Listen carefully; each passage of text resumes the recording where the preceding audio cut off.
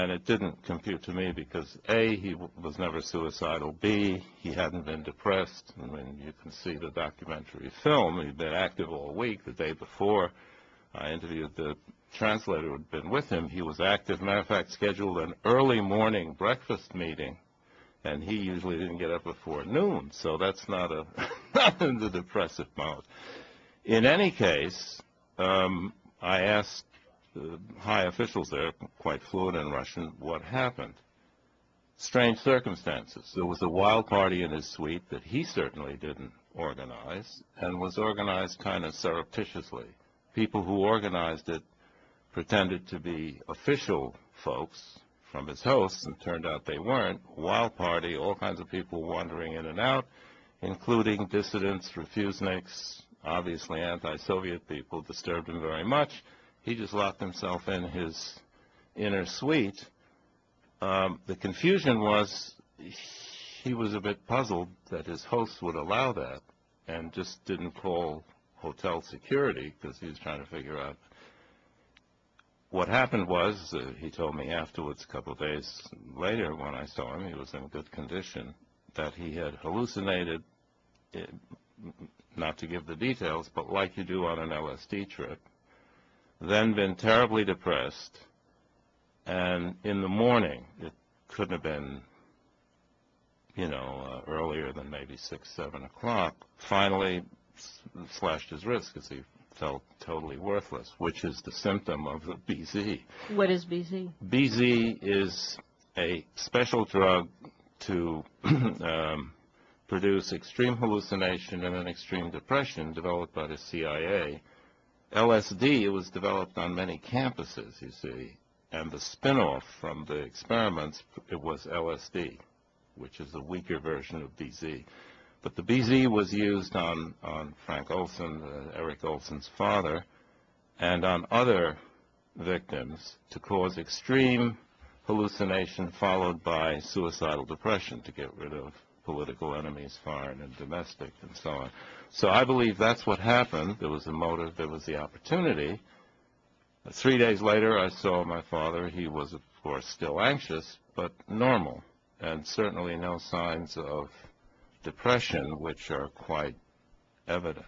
So the other piece of the story is that being very fluent in Russian and knowing my way around Moscow, both politically and otherwise, I started investigating on my own what happened, met with some very high officials who admitted that they couldn't really tell me exactly what happened, that yes, people who were not ours, meaning not Soviet people, anti-Soviet people, were at the party, and I identified some of them. They said yes, they're very embarrassed. I said, well, how come? Well, he said, we got rules now. I mean, it's not like Stalin's days. It was the only time there was a kind of a grim laughter in that. So I confirmed that there were people who could have, well, done that to him at the party. And then they advised me gently, but it's a very confusing time politically here in Moscow, which it was. It turns out there was an incipient coup against Khrushchev brewing just at that time by the Stalinists, who failed, and they didn't catch up with him until 1964. And they advised me, in this kind of confusion, lay off. Better for your health if you just forget about it. And I persisted, and 4 days later, I had a similar experience. Wound up in a psychiatric hospital for a week. Same thing, hallucinating. I did, personally, so I have very vivid memories of that. However, several psychiatrists have told me that there is no psychiatric disturbance which is once in a lifetime. Never had any such incident before, and this was 38 years ago, never had one since. So it virtually had to be a chemical cause. So I believe someone had slipped you something. Absolutely, and I pretty much can recall the circumstance. Again, a party in the dining room, a banquet, somebody put a glass of tea next to me, and fortunately I only sipped it. Otherwise, I might not be here. We're talking to Paul Robeson, Jr. about his beliefs about what happened to his father in the early 1960s, and he has just raised the example of Frank Olson. Well, in 1975, the Rockefeller Commission, which was set up by President Ford to investigate illegal domestic dealings of the CIA, determined that Frank Olson died after the CIA slipped LSD into his drink. He was a government scientist, actually. The government gave the family $750,000, and the settlement meant that the family could not pursue a civil lawsuit. Well, the body of Frank Olson was exhumed in 1994, showing no signs of the cuts or abrasions described in the first autopsy report. They said he had jumped out of a Manhattan hotel, and perhaps a heavy blow to the skull, or probably a hammer, according to expert opinion, before the fall out of the window, which suggested homicide. Eric Olson joins us now on the telephone, who is seeking criminal charges, indictments against CIA veterans and possibly British agents as well. A grand jury is expected to come back with a decision in the near future. Not to get too confusing here, but there are interesting similarities with these cases. Eric Olson, can you very briefly tell us what happened to your father, Frank Olson, and who he was in the U.S. government? Yes, good morning, Amy. My father was a bacteriologist working for the Department of the Army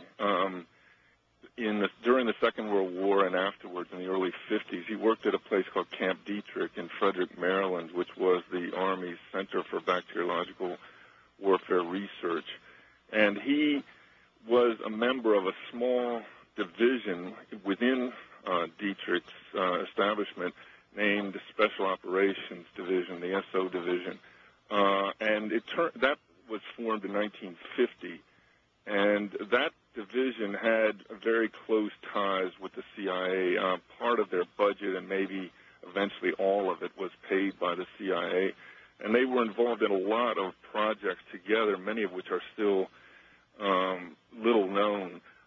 But certainly among them were, the development of assassination materials. They were essentially the SO division was involved with scaling down bacteriological warfare for use on individuals or small groups, and that was the work my father did. He was a specialist in anthrax and in the aerosol delivery of bacteriological agents. And what happened to him?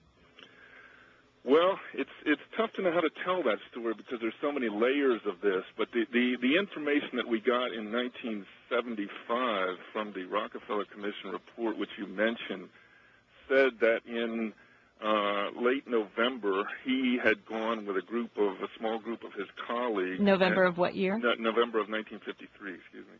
Yes, 1953. He had gone to a camp, a cabin in the western part of Maryland, in a place called Deep Creek Lake, to a sort of a seminar, which was attended also by several members of the technical services staff at the CIA, which included Sidney Gottlieb, Robert Lashbrook, and one or two others. And at that meeting, an after-dinner drink was served, which was spiked, and allegedly several of the members of the SO division were drugged that evening. My father, again, allegedly suffered an extreme reaction after the drugging. He came home that weekend, which was a day later. This drugging occurred on a Thursday evening. He came home on Friday and was here in Frederick with my family over the weekend. He told my mother that he wanted to leave the job. He had been thinking of leaving in any case, and he apparently had quite serious misgivings about the work that he was doing. He went to work, said he wanted to leave the job. They reassured him that he was doing a good job and should stay on. But the next day when he arrived, that would have been Tuesday, his boss told him that arrangements had been made to take him to New York for treatment. So he was immediately taken to New York, and that was the last we saw him. Late Friday night or early Saturday, which was just, 4 days later, he died from a fall out the window of the hotel where he had been staying with Robert Lashbrook. Lashbrook was in the room at the time my father allegedly fell or jumped. And it's interesting, they didn't say he committed suicide. They simply said he fell or jumped.